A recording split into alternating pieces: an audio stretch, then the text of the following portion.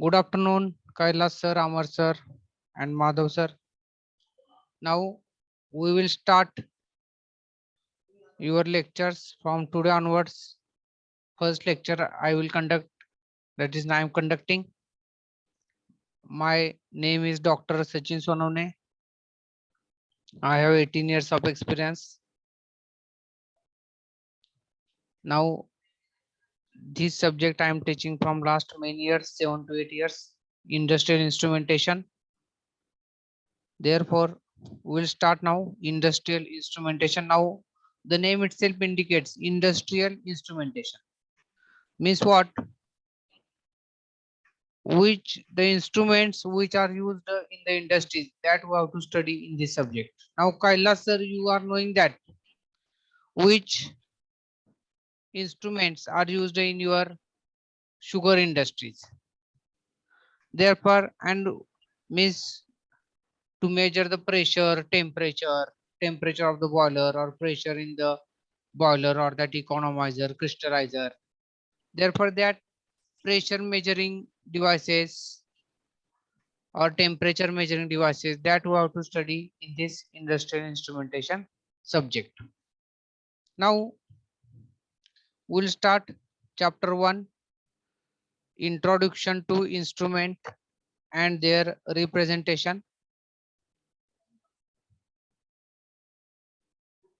Now, first of all, we'll study what are the different applications of instruments.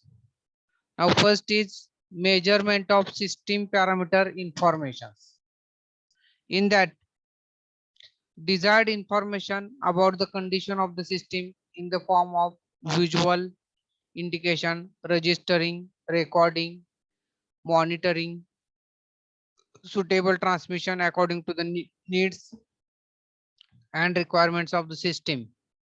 In fact, condition-based system of operation is being used very widely these days in a number of situations like medical care of patients or the maintenance of machines, systems where shutdowns are costly or prohibitive, etc.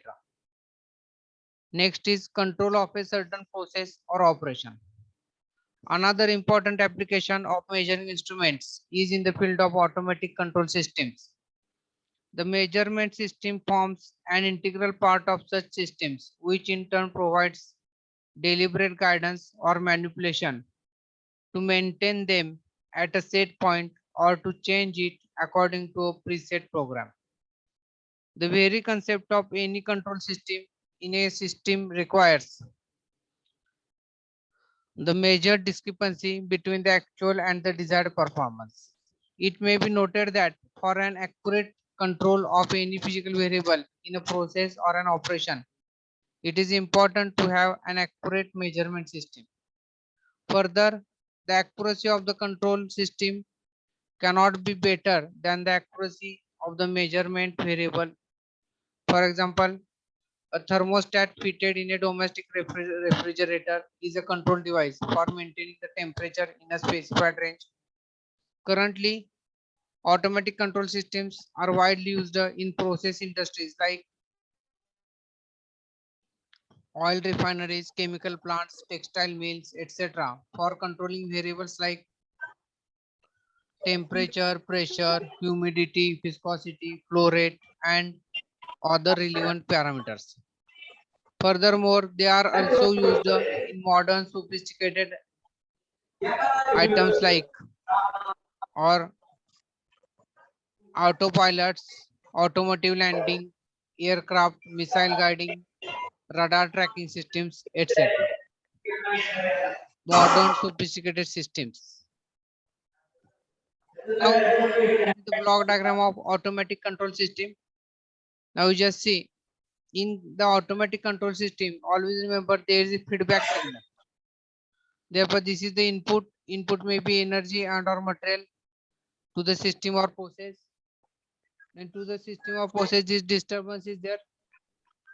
Then you are knowing that input should be equal to output.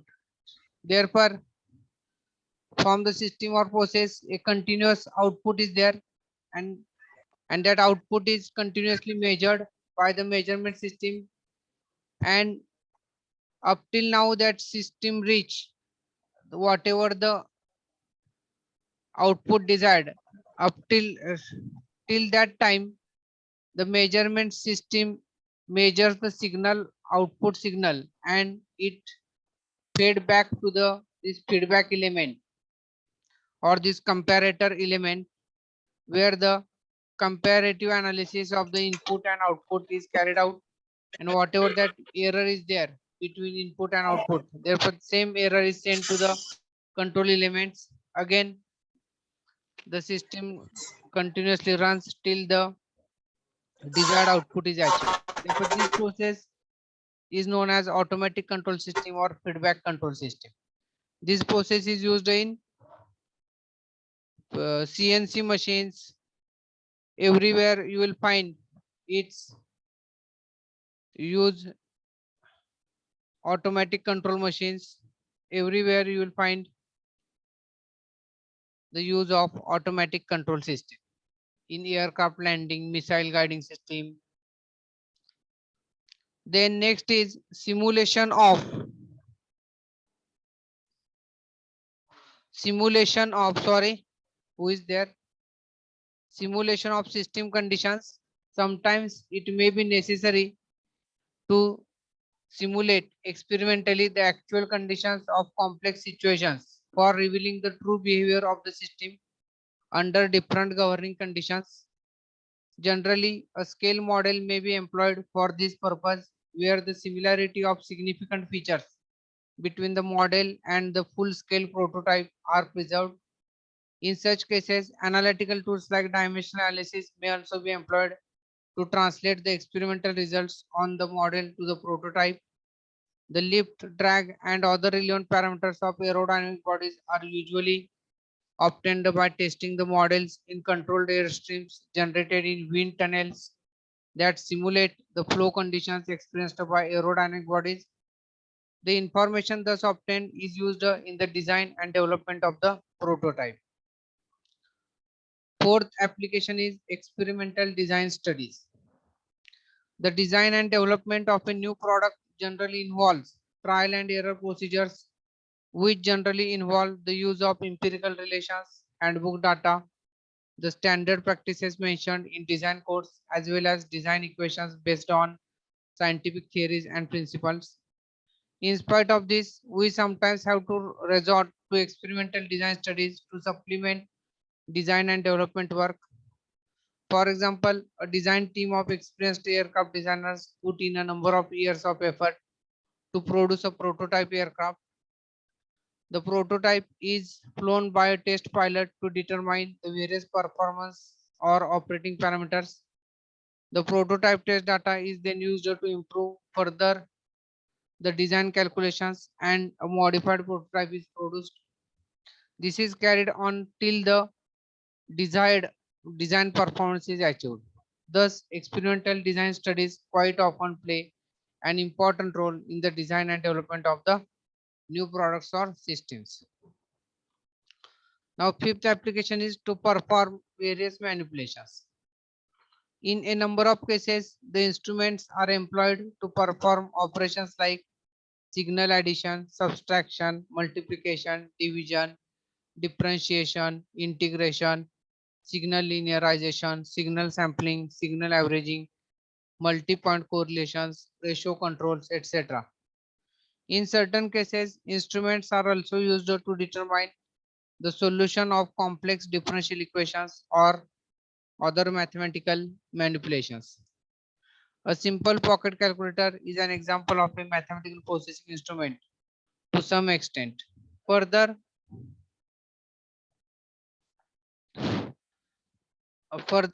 the large memory computers are instruments that are capable of varied types of mathematical manipulations. Next is testing of materials, maintenance of standards and specifications of products. 1 minute.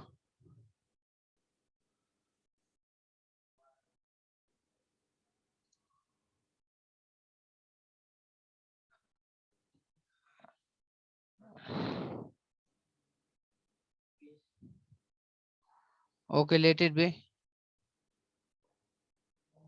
Testing of materials, maintenance of standards and specifications of products. Most countries have standards organizations that specify material standards and product specifications based on extensive tests and measurements. These organizations are meant to protect the interests of consumers. They ensure that the material or products meet the specified requirements so that they function properly and enhance the reliability of the system. For example, an aircraft engine is subjected to extensive endurance tests by the civil aviation authorities as per their specifications before it is certified to be airworthy. Seventh application is verification of physical phenomena or scientific theories. Quite often, experimental data is generated to verify a certain physical phenomenon. Coulomb postulated that the friction between two dry surfaces is proportional to the normal reaction and is independent of the area of contact.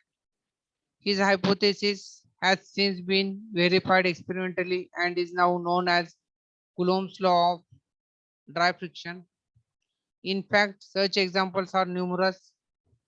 Whenever a scientist or an engineer proposes any hypothesis predicting the system's behavior, it needs to be checked experimentally to put the same on a sound footing. In addition, experimental studies play an important role in formulating certain empirical relations where adequate theory does not exist.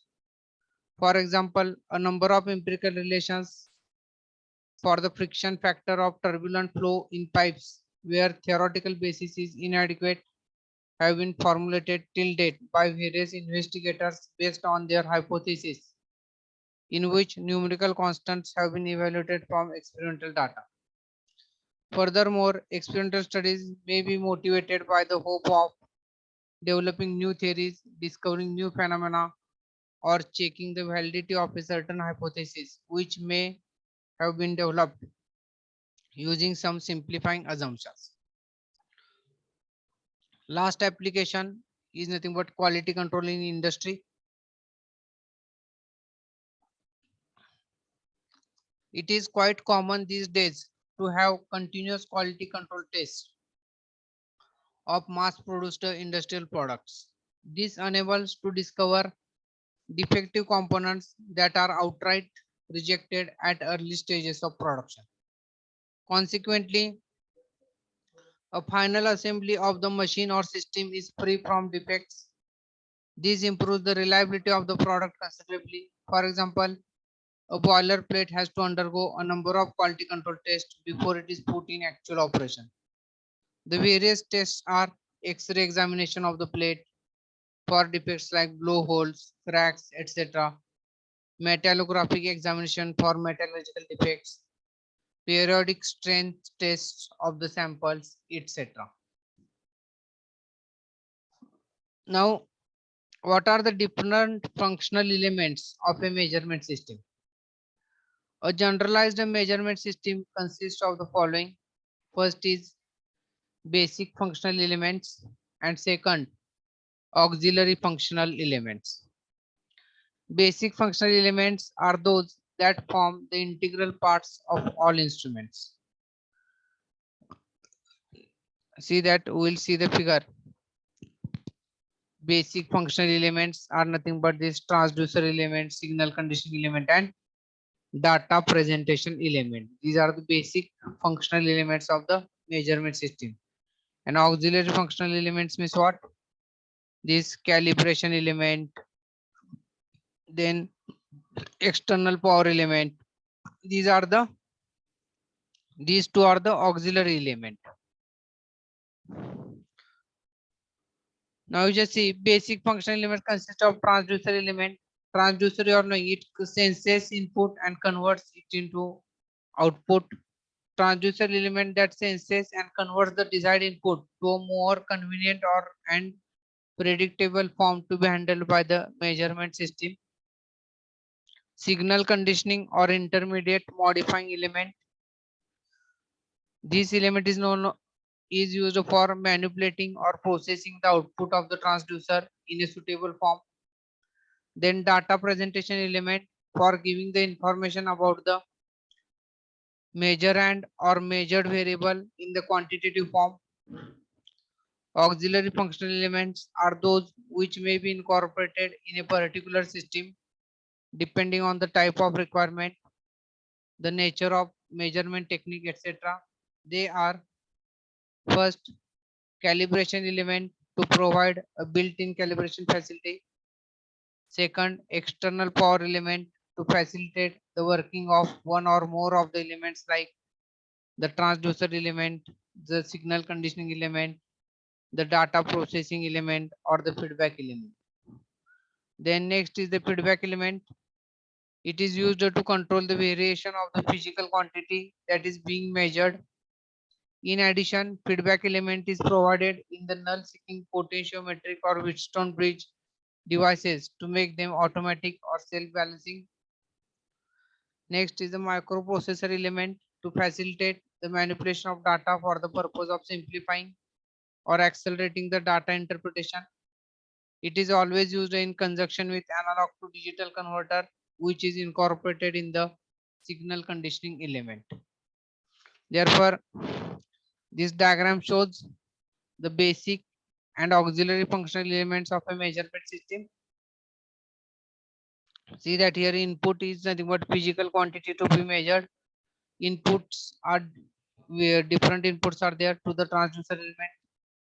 Examples of inputs are nothing but force, velocity, pressure, displacement, temperature, flow, acceleration, strain, current, voltage, frequency, pH value, humidity, etc.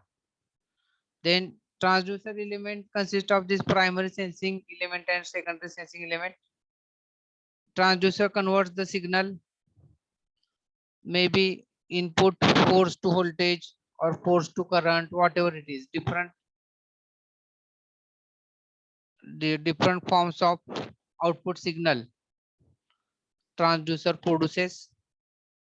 Therefore, this is nothing but transducer signal. Now that transducer signal is fed to the signal conditioning element. Now, what are the different signal conditioning element?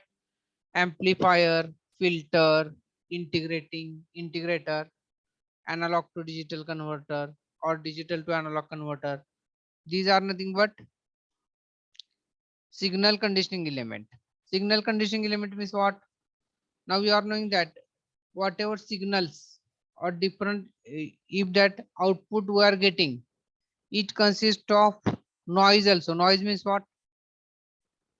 Noise means that output signal consists of unwanted data. That is nothing but noise. Always remember, noise means unwanted. We are knowing that in general our life, that we don't want any noise. Therefore, that noise is nothing but unwanted data. Therefore, to remove that unwanted data, we have to use or unwanted signals. Data means signals. We have to use this signal conditioning element. First is amplifier. Amplifier means what? If the transducer signal is having low frequency, therefore with the help of amplifier, we can amplify that frequency and or amplify that signal, and we'll get that signal proportional to the input. Then filter. Filter is used to filter out unnecessary things. You are knowing why filter is used.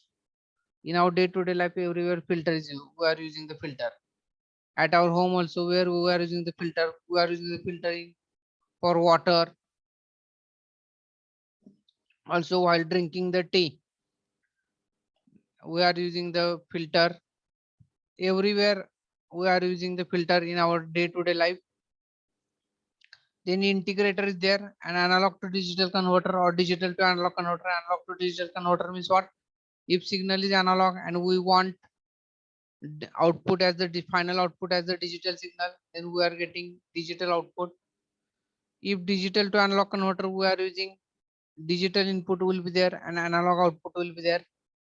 Therefore, from the signal conditioning element, we are getting modified signal, and that modified signal is represented by this data presentation element. Different data presentation elements are there. First is nothing but printed output. Next is nothing but graphical display. This type of graphical display is used in everywhere, you will find it. In engineering also and in medicals also. When we are getting hospitalized, at that time this screen is there, it is indicating these lines. Then data logger is there, digital display is there, analog indicator is there, then terminal for recording or monitoring. Therefore, these are the different data presentation elements. From this, we are getting the output signal. Now, these are nothing but functional elements. Now, there are two auxiliary elements, calibration element and external power element. First of all, we'll see this external power element. Now, you are knowing that for each and every system, electrical power is required to drive the system. Let it be any system. Therefore, sometimes that if electrical power will not be there, we are using the batteries. Therefore, that batteries are charged batteries are there, rechargeable batteries are there. Therefore, these batteries we are charging through that external power source or through electricity, and that batteries are used to then drive all these transducer elements, signal conditioning element, and data presentation element. Then this battery element or external power source is also used to charge or also used to supply power to the calibration element. It is also auxiliary element. Calibration element, you are knowing that instruments have to be calibrated once in a year. In industry, now this Madhav sir and Malgonde sir, they are in the industry. You are knowing that every year your industry is calibrating different instruments, because throughout the whole year these instruments are working, or maybe 6 months, 7 months, or 5 months. Therefore, during that working, their accuracy decreases because it is in use continuously. That's why again, to regain that accuracy, we have to calibrate the instruments. That is the use of calibration. Calibration separate point is there, we are going to study it. Now we will see some example of identification of functional elements in instruments. Now first is Bourdon tube, pressure gauge. What are the examples of functional elements in the instrument? Now this Bourdon tube pressure gauge, you are knowing that this Bourdon tube pressure gauge is used to measure pressure. It is most, whatever this Kailash sir is there, he is working in sugar industry. This pressure gauge is everywhere is there in sugar industry. Maybe in economizer, maybe in crystallizer. Everywhere this pressure gauge we are finding in the sugar industry, or in at the boiler also you will find this pressure gauge. Therefore, Bourdon tube pressure gauge. A Bourdon tube pressure gauge is shown in figure along with block diagram showing its functional elements. The pressure, see that this is the Bourdon tube pressure gauge. It is the tube is there, its cross section is elliptical in shape. Now when pressure is applied, or when we are using to measure the pressure with the help of this instrument, then what is happening? This tube senses the pressure and this tube expands. Expansion of this tube takes place, and because of this expansion, at the end of this tube, this lever mechanism is used, and this lever mechanism is in mesh with this gear mechanism, or is in mesh with this pinion of the pointer. And when this lever will rotate slightly, this pointer will rotate, means amplification is there, and this pointer will deflect and it will show the reading of pressure. Therefore, here input is nothing but pressure. See that input pressure, then Bourdon tube pressure, Bourdon tube is there. This Bourdon tube is nothing but it acts as a transducer. It senses pressure and it expands. Therefore, because of this small displacement is there at the end of this board on tube, and this small displacement is again input to this mechanical amplifying element, that is lever and gear. This lever and gear is nothing but signal conditioning element, and that amplified signal is there. It is given to the pointer, and that pointer shows the reading on the scale. Therefore, board on tube is nothing but transducer element. This lever and gear is nothing but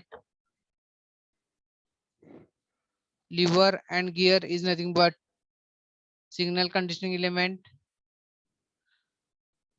and this scale is nothing but data representation element. Therefore, these are the functional elements in case of board on tube pressure gauge.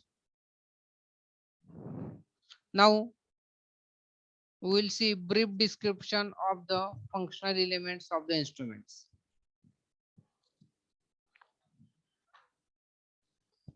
The roles of the various functional elements of the instrument have been explained earlier.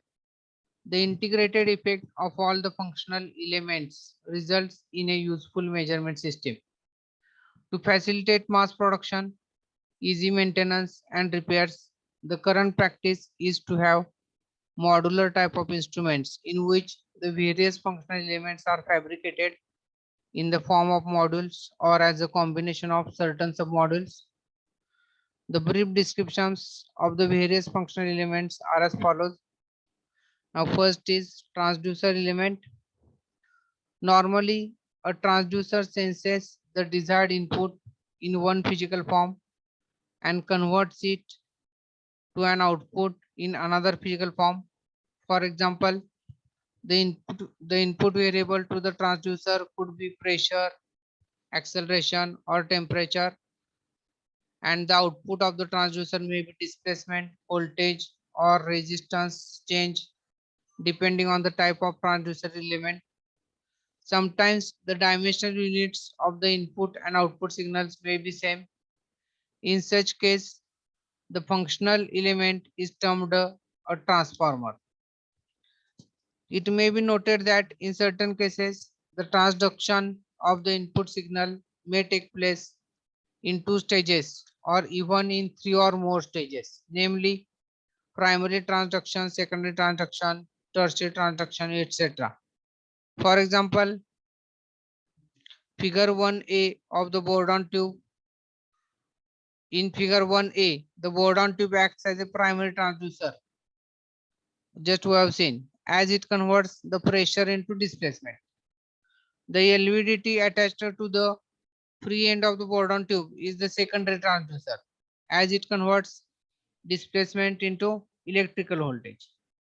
This way, the combined effect of primary and secondary transducers converts the pressure signal into a corresponding voltage signal.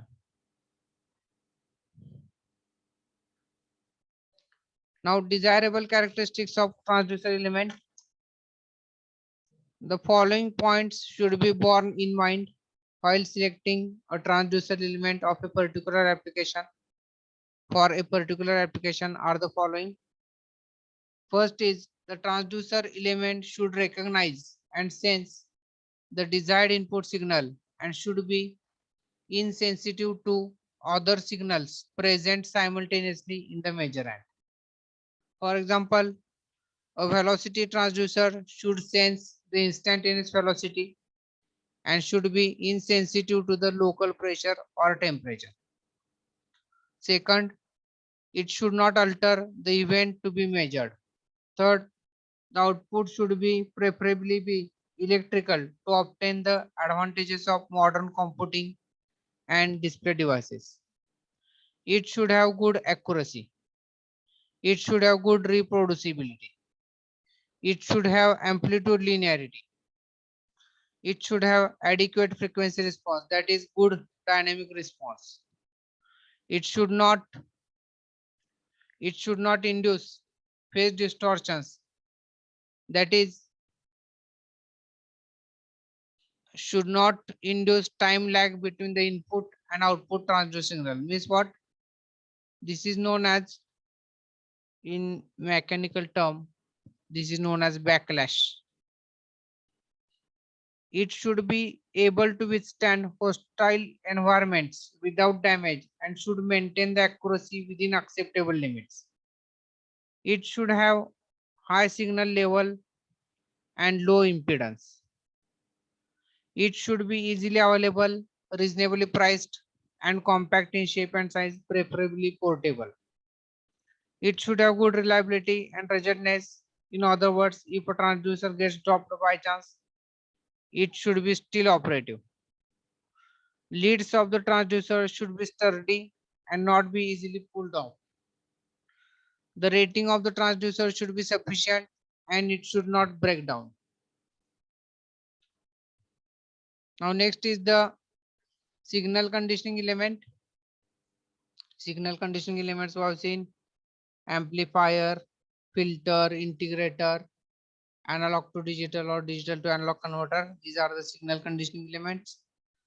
The output of the transducer element is usually too small to operate an indicator or a recorder. Therefore, it is suitably processed and modified in the signal conditioning element so as to obtain the output in the desired form. The transducer signal may be fed to the signal conditioning element by means of either mechanical linkages, levers, gears, etc., electrical cables, fluid transmission through liquids, or through pneumatic transmission using air.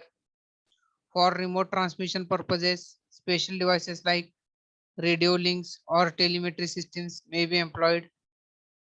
The signal operations that are carried out on the transducer information may be one or more of the following. First is amplification. The term amplification means increasing the amplitude of the signal without affecting its waveform. The reverse phenomenon is termed as attenuation, that is, reduction of the signal amplitude while retaining its original waveform. In general, the output of the transducer needs to be amplified in order to operate an indicator or a recorder. Therefore, a suitable amplifying element is incorporated in the signal conditioning element, which may be one of the following depending on the type of transducer signal.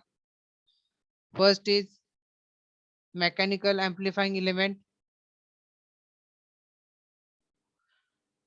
such as levers, gears, or a combination of the two, designed to have multiplying effect on the input transducer signal. Second is hydraulic or pneumatic amplifying elements employing various types of valves or constrictions such as venturimeter, orifice meter to get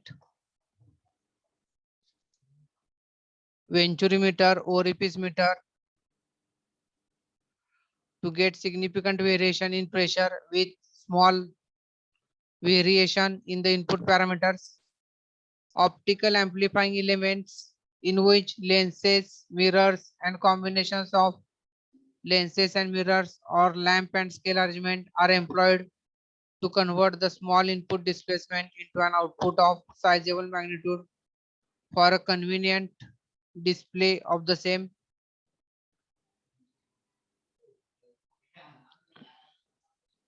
Electrical amplifying elements employing transistor circuits, integrated circuits, etc. for boosting the amplitude of the transducer signal. In such amplifiers, we have either of the following. Voltage amplification is equal to voltage output divided by input voltage, V0 divided by Vi. Current amplification is equal to output current divided by input current. Gain is equal to output power divided by input power. This is but V0 I0 divided by VIII.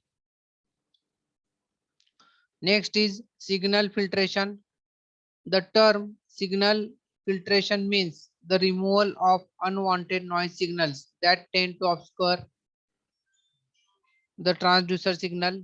The signal filtration element could be any one of the following depending on the type of situation or nature of the signal, etc. First is mechanical filters. Mechanical filters that consist of mechanical elements to protect the transducer element from various interfering extraneous signals. For example, the reference junction of a thermocouple is kept in a thermos flask containing ice. This protects the system from the ambient temperature changes. Pneumatic filters consist of a small orifice or venturi to filter out fluctuations in a pressure signal. Electrical filters are employed to get rid of stray pickups due to electrical and magnetic fields. They may be simple RC circuits or any other suitable electrical filters compatible with the transducer signal. Other signal conditioning operators that can be conveniently employed for electrical signals are: first, signal compensation or signal linearization, differentiation or integration, analog to digital conversion, then signal averaging or signal sampling, etc. Next is the data presentation element. This element gathers the output of the signal conditioning element and presents the same to be read or seen by the experimenter. This element should first have as fast a response as possible, impose as little drag on the system as possible, and third, have very small inertia, friction, stiction, etc. Hence, using light rays and electron beams is advantageous. This element may be either of the visual display type, graphic recording type, or a magnetic type or a magnetic tape. In the visual display type element, devices such as pointer and scale, panel meter, multi-channel CRO, storage CRO, etc. may be employed. The graphic recording type of element gives a permanent record of the input data. The device in this element may be pen recorders using heated stylus, ink recorders on paper charts, optical recording systems such as mirror galvanometer recorders or ultraviolet recorders on special photosensitive paper. Further, a magnetic tape may be used to acquire input data which could be reproduced at a later date for analysis. In case output of the signal conditioning element is in digital form, then the same may be displayed visually on a digital display device. Alternatively, it may be suitably recorded either on punched cards, perforated tape, magnetic tape, typewritten page, or a combination of these systems for further processing. Now, next point is classification of instruments.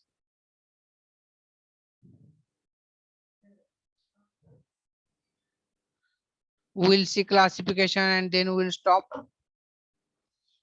Instruments may be classified according to their application, mode of operation, manner of energy conversion, nature of output signal, and so on. All these classifications usually result in overlapping areas. However, the instruments commonly used in practice may be broadly classified as: first is deflection and null type. Deflection type instrument is that in which the physical effect generated by the measuring quantity produces an equivalent opposing effect in some part of the instrument, which in turn is closely related to some variable like mechanical displacement or deflection in the instrument. For example, the unknown weight of an object can be easily obtained by the deflection of a spring caused it on the spring balance as shown in figure. Therefore, this is nothing but deflection type instrument. If you will put weight here in the pan, therefore this spring is there, it will get extended and it will show the reading on the scale. This is the deflection type. Now this null instrument you are knowing, this is what our balance. Balance म्हणजे काय मराठीत म्हणतात तराजू. तराजू मध्ये you are knowing that in one of the pan you are keeping the weights and in one of the pan you are keeping vegetables, different vegetables, onion, potato, whatever that chili is there, whatever different foods are there. Therefore, you can use that balance. In Marathi, it is called tarazu. That instrument is nothing but null type instrument.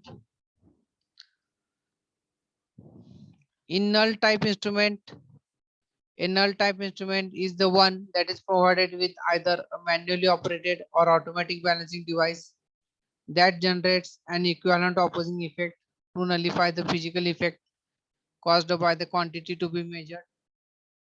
The equivalent null causing effect in turn provides the measure of the quantity. Consider a simple situation of measuring the mass of an object by means of an equal arm beam balance shown in figure. An unknown mass when placed in the pan causes the beam and pointer to deflect. Masses of known values are placed on the other pan till a balanced or null position is obtained by means of the pointer. Therefore, this is nothing but null type instrument.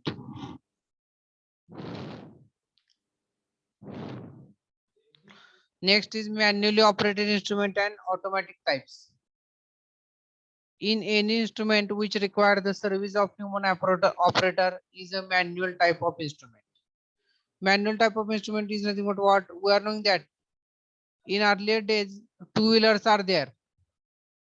Two-wheelers two-wheelers are kick operated or were kick operated. This time now also they are kick operated, but mostly kick operated two-wheelers were there, and button operated two-wheelers afterwards came. That is nothing but automatic type.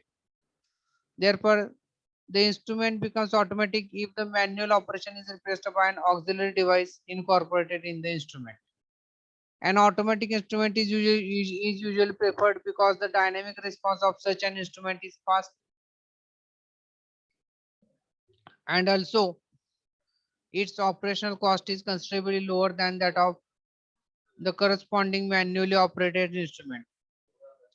A commonly used null bridge resistance thermometer is shown in figure, which requires manual operation for obtaining the null position. However, the manual operation can be dispensed with by incorporating an automatic self-balancing feedback device known as instrument servo mechanism. This is the block diagram of automatic control or automatic instrument feedback type measurement system. This already I have explained.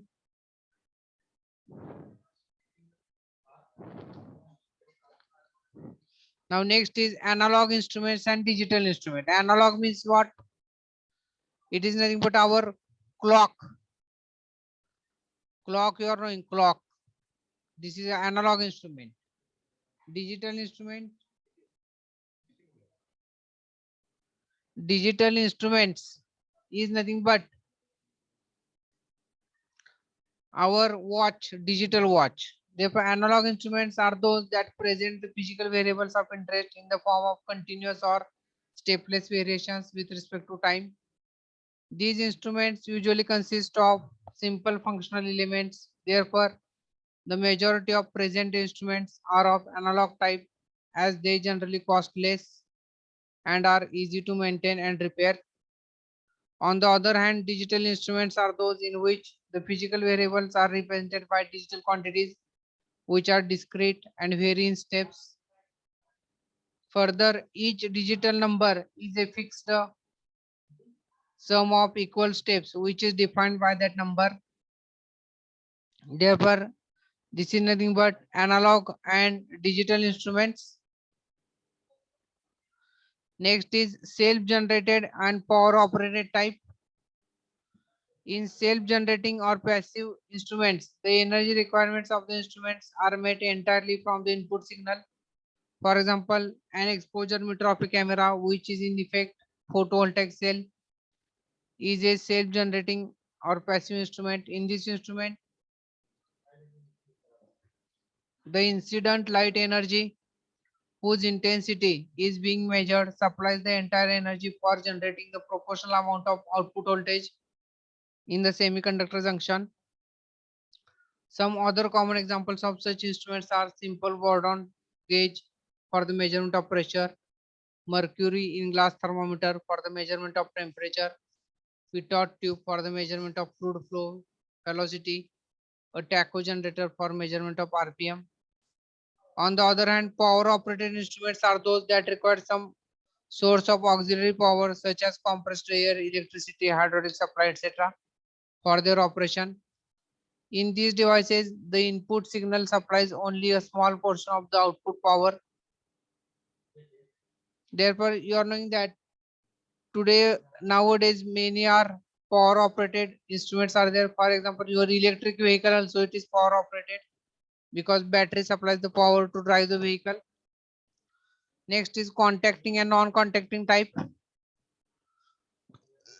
A contacting type of instrument is one that is kept in the measuring medium itself. For example, thermometer. On the other hand, instruments that are of non-contacting or proximity type.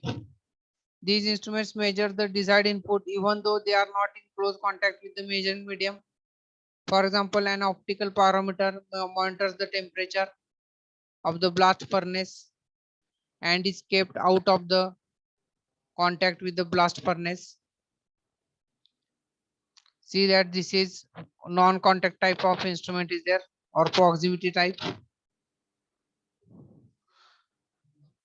The last classification is dumb and intelligent type.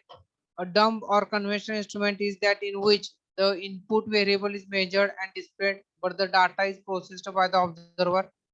For example, board on tube pressure gauge.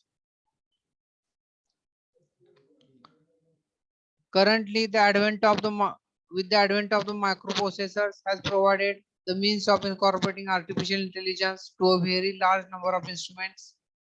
Intelligent or smart instruments process the data in conjunction with the microprocessor or an online digital computer to provide assistance in noise reduction, automatic calibration, drift correction, gain adjustments, etc. In addition, they are quite often equipped with diagnostic subroutines with suitable alarm generation in case of any type of malfunctioning. An intelligent or smart instrument may include some or all of the following: the output of the transducer in electrical form. The output of the transducer should be in digital form. Otherwise, it has to be converted to the digital form by means of analog to digital converter. Interface with the digital computer. Software routines for noise reduction, error estimation, self-calibration, gain adjustment, etc. Software routine for the output driver for suitable digital display or to provide serial ASCII coded output. Therefore, today we'll stop here. Thank you, Kailash sir and Madhav sir. Whenever our lecture will there at that time, I will call you before 10 to 15 minutes. Please remain present. Thank you very much. Okay, thank you. Thank you. Now you can leave Bye. the